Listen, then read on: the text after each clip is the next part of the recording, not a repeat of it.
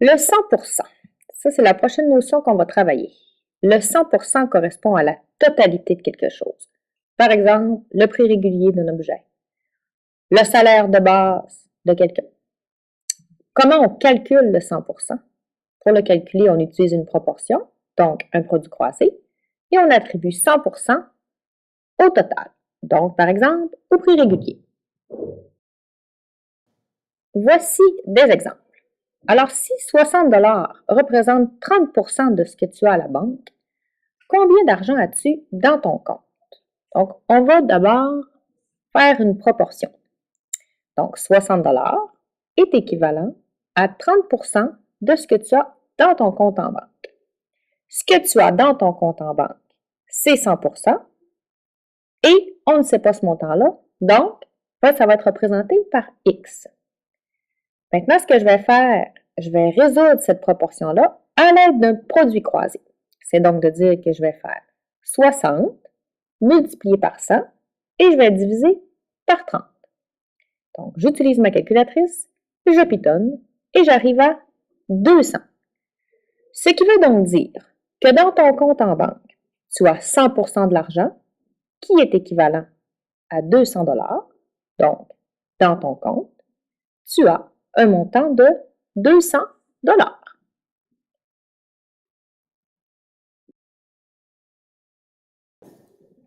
Deuxième exemple. Julie travaille tout l'été chez sa tante comme gardienne. Cette année, sa tante lui a affirmé que son salaire horaire augmenterait de 25%, ce qui correspond à 1 $ de l'heure de plus. Quel était son salaire horaire avant l'augmentation? Donc, 25%, c'est égal à 1 $. Donc, augmentation de 25%, augmentation d'1 $. Salaire de base, 100%. Est-ce qu'on connaît le salaire de base? Non. Donc, 100% sera égal à X, ce qu'on cherche. Ainsi, on a une proportion. Donc, je peux la résoudre à l'aide du produit croisé. C'est donc dire que X est égal à 100 fois 1 divisé par 25. Donc, une fois que je l'ai calculé, j'arrive à 4. Ce qui veut dire que le salaire de base avant l'augmentation de Julie était de 4 $.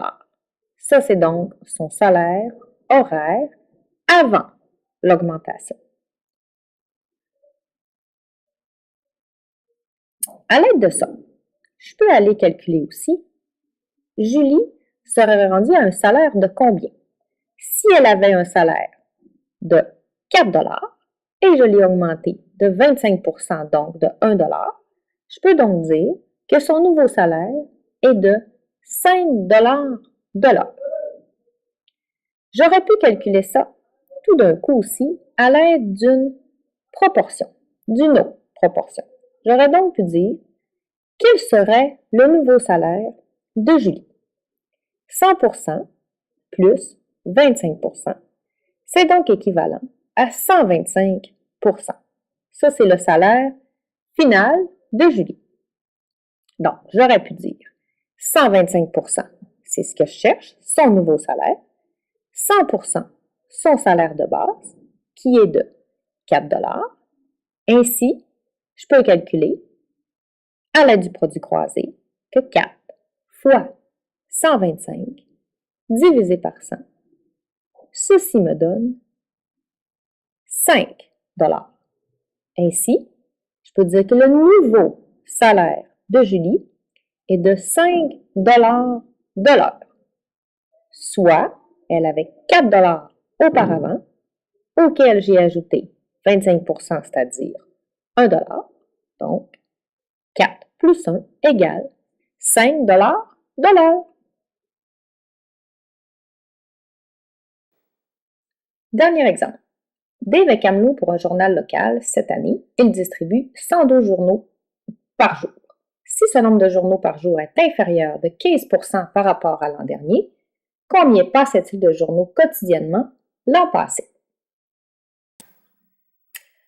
Donc là, on va bâtir notre proportion. Mais d'abord, il faut bien comprendre que 102 journaux, ça c'est le nombre de journaux qui est passé cette année, c'est inférieur de 15%. Donc, ça veut dire, en d'autres mots, c'est 15% de moins de journaux. Ce qui veut dire que ça va correspondre à un total de 100%, moins 15%, donc 85%. C'est donc de dire que nos 102 journaux, ça va être équivalent à 85% des journaux de l'année passée. Le 100%, ça va donc être l'année passée. Et ce qu'on va chercher, ça va être X, le nombre de journaux de l'année passée. Bon, on est donc prêt à calculer à l'aide du produit croisé. On calcule donc 102 fois 100 divisé par 85. Ce calcul-là va nous donner le nombre de journaux qui ont été passés l'année dernière, c'est-à-dire le 100%. C'est donc 120 journaux. Maintenant, on va regarder si on a la bonne réponse. C'est donc dire qu'on peut aller vérifier ce qu'on fait. Comment est-ce qu'on peut le vérifier? On va aller calculer le 15% de 120. Parce que 15% de 120, c'est 15% des journaux de l'année dernière. Donc, 15 sur 100 va être égal à combien sur 120? Donc, une nouvelle proportion, un nouveau produit croisé. Donc, 15 fois 120 divisé par 100. Ceci nous donne 18. Donc, ça représente le 15% de moins, donc le nombre de journaux de moins que l'année dernière. Donc, 120 moins 18 me donne 102 journaux. Donc, c'est la preuve qu'on a la bonne réponse.